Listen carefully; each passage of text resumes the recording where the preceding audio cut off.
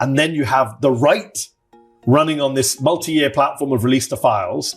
And it's only because of all of that we find out what was happening in the UK. I just wonder, how much of a tip of an iceberg is this? How many other governments was Epstein involved in as a conduit? How many other prime ministers and ministers were leaking him information? I mean, will we ever know? As arrests, resignations, consequences related to the Epstein files spreads around the world, here at home, the fight to unearth the remaining Epstein files still being kept hidden continues.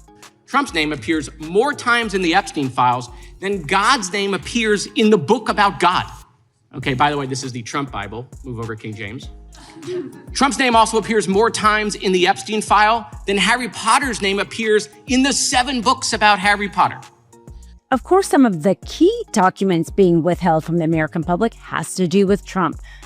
According to NPR, the FBI interviewed a Trump and Epstein accuser 4 times. This is according to the FBI serial report that was in the release of the last batch, the last 3 million documents that was released. Well, of the 15 documents listed in that log of the Maxwell discovery materials, only 7 are in the Epstein file. Those missing include notes that were related to those 3 of those interviews.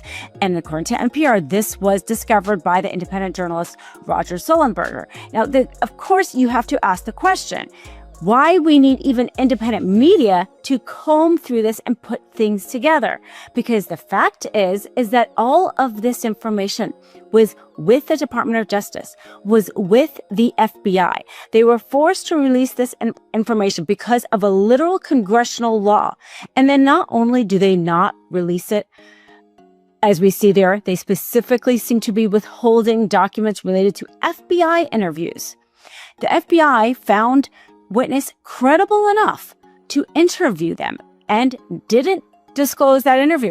You would think if that interview was in any way going to exonerate Trump, that would have been part of the dump.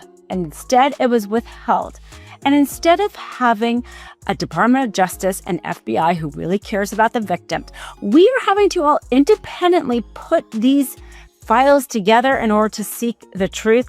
That is a failure of justice. Yeah, Lena and Juan, definitely some confusion here since that woman who was accusing Trump of raping her when she was a child decided not to appear. Instead, her attorney came out and said that the woman was too afraid to speak. Now, this was a planned news conference, but it didn't happen. The woman had filed a lawsuit alleging Trump sexually assaulted her at several different parties in 1994 when she was only 13 years old. Attorney Lisa Bloom said the woman, who has gone by the pseudonym Jane Doe, had received numerous terrible threats and gave a short statement.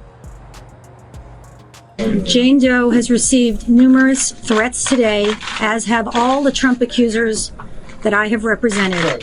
She is living in fear. She has decided that she is too afraid to show her face. She's been here all day, ready to do it, but unfortunately, she's in terrible fear. But Trump's attorneys have vigorously denied those allegations, and they're threatening legal action after the election. Juan and Lena?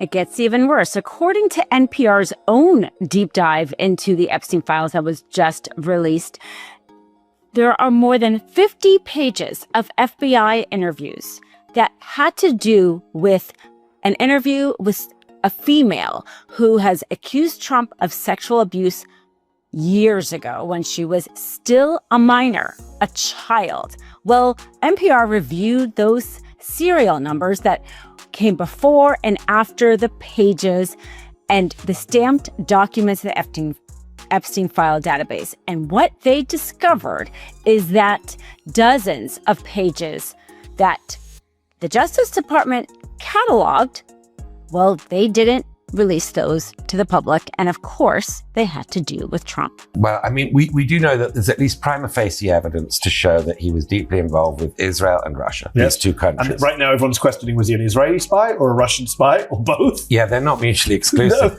No. Robert Maxwell, Ghislaine Maxwell's father, was involved with both. Yes. So they're not mutually exclusive, and they share tools of the trade. And having sort of giant honey traps is one of the tools of the trade. Having expertise in how you do offshore tax evasion or worse in the various Caribbean principalities. That's another skill, which of course Epstein had.